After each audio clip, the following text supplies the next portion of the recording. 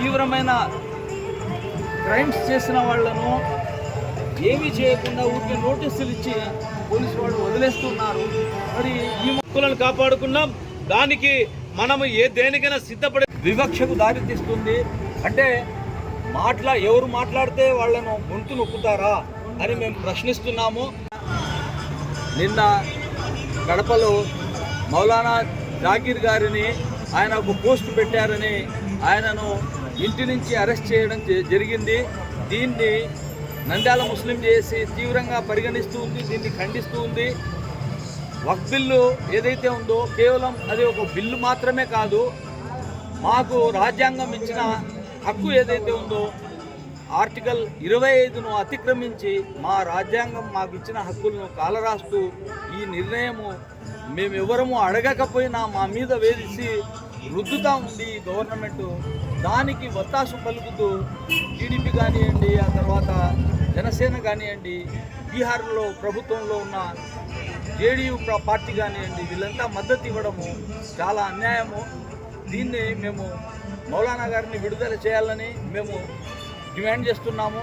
అదే వక్ఫ్ సవరణ చట్టానికి వ్యతిరేకంగా కడప జిల్లా నందు జనాబ్ మౌలానా జాకీర్ గారు టీడీపీ గవర్నమెంట్కు వ్యతిరేకంగా తన రాజ్యాంగం ఇచ్చిన హక్కు అయిన వాక్ స్వాతంత్రాన్ని ఉపయోగించుకొని వక్ఫ్ చట్టానికి వ్యతిరేకంగా ఆయన పోస్ట్ పెట్టడం జరిగింది. మనకందరికీ తెలిసిన విషయమే.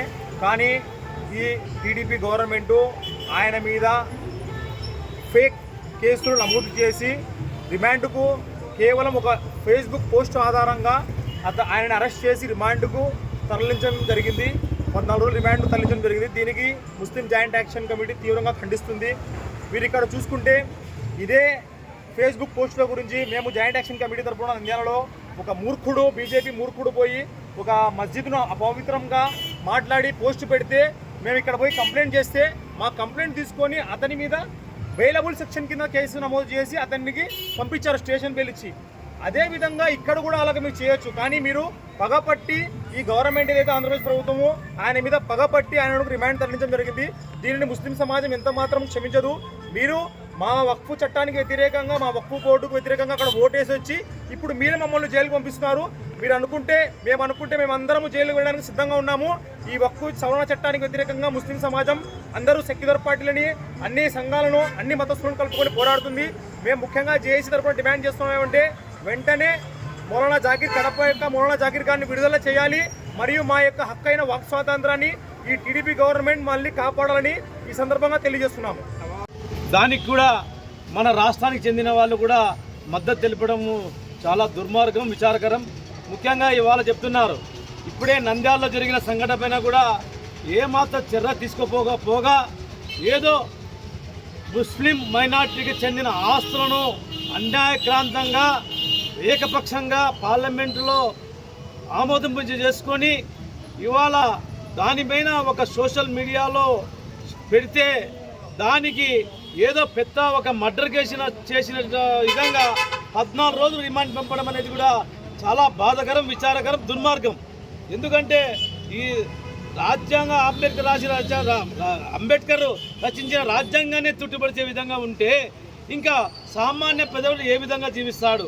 ఇది హిందూ ముస్లిం ఐక్యతతో ఉన్న దేశం. ఈ దేశాన్ని విభజించి పాలించే రీతిలో పోతే రాబోయే రోజుల్లో మీకు తగిన గుణపాఠము హిందూ ముస్లిం సోదరులు అందరూ చెప్తారు. కాబట్టి కడపలో అరెస్టు చేయబడిన మౌలానాను వెంటనే విడుదల చేయాలా, లేకపోతే ముస్లిం జాయింట్ యాక్షన్ కమిటీగా, అదేవిధంగా కమ్యూనిస్టు పార్టీలుగా, సిపిఐగా, సిపిఎంగా, అదేవిధంగా అన్ని పార్టీలతో కలిసి పెద్ద ఎత్తున ఆందోళనకు సిద్ధంగా ఉంటామని చెప్పి సందర్భంగా తెలియజేస్తూ, నంద్యాలలో జరిగే ఈ వక్ఫ్ బోర్డు అమెండ్ బిల్లు వ్యతిరేకంగా జరిగే ఆందోళన కూడా నంద్యాల ముస్లిం సోదరులు నీ అనుకోకుండా అందరూ వచ్చి ఈ కార్యక్రమాన్ని జయప్రదం చేసి గతంలో ఎన్ఆర్సీ